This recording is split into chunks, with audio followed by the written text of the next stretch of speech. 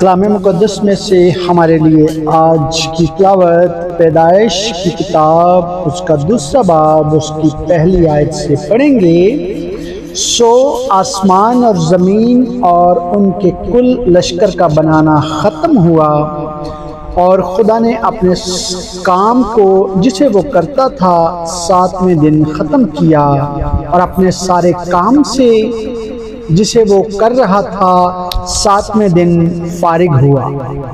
اور خدا نے 7ویں دن کو برکت دی اور اسے مقدس ٹھہرایا، کیونکہ اس میں خدا ساری کائنات سے جسے اس نے پیدا کیا اور بنایا فارغ ہوا۔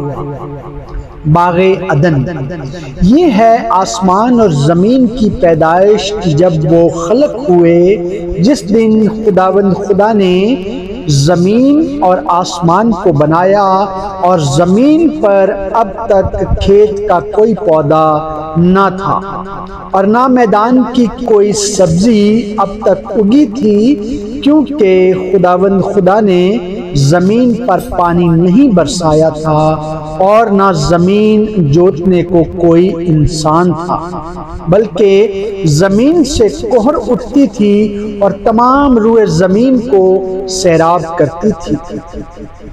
اور خداوند خدا نے زمین کی مٹی سے انسان کو بنایا اور اس کے نتنوں میں زندگی کا دم پھونکا، تو انسان جیتی جان ہوا۔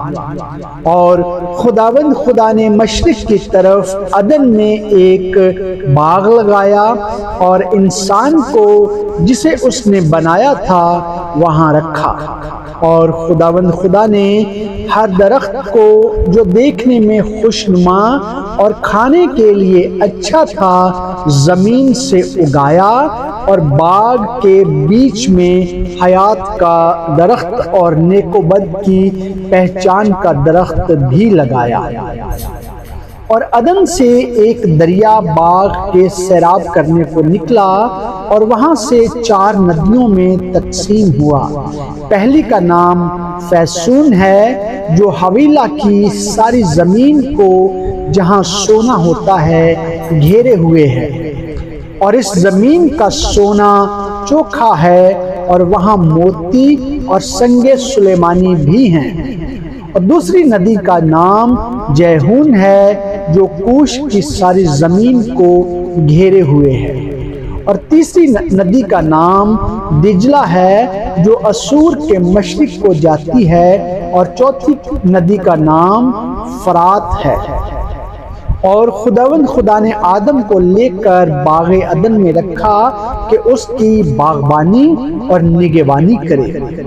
اور خداوند خدا نے آدم کو حکم دیا اور کہا کہ تو باغ کے ہر درخت کا پھل بے روک ٹوک کھا سکتا ہے، لیکن نیک و بد کی پہچان کے درخت کا کبھی نہ کھانا، کیونکہ جس روز تو نے اس میں سے کھایا تو مرا۔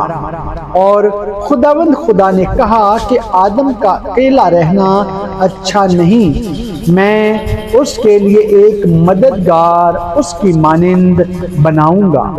اور خداوند خدا نے کل دشتی جانور اور ہوا کے کل پرندے مٹی سے بنائے، اور ان کو آدم کے پاس لایا کہ دیکھے کہ وہ ان کے کیا نام رکھتا ہے۔ اور آدم نے جس جانور کو جو کہا وہی اس کا نام ٹھہرا۔ اور آدم نے کل چوپایوں اور ہوا کے پرندوں اور کل دشتی جانوروں کے نام رکھے، پر آدم کے لیے کوئی مددگار اس کی مانند نہ ملا۔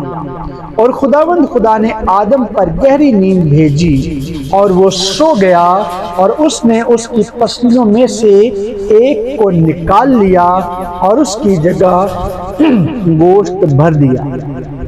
اور خداوند خدا اس پسلی سے جو اس نے آدم میں سے نکالی تھی ایک عورت بنا کر اسے آدم کے پاس لایا، اور آدم نے کہا کہ یہ تو اب میری ہڈیوں میں سے ہڈی اور میرے گوشت میں سے گوشت ہے، اس لیے وہ ناری کہلائے گی، کیونکہ وہ نر سے نکالی گئی۔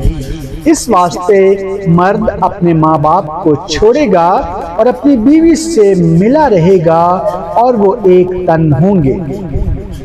اور آدم اور اس کی بیوی دونوں ننگے تھے اور شرماتے نہ تھے۔ انسان کی پاک کلام کے پڑھے اور سنے جانے پر خدا کی خاص برکت ہو، آمین۔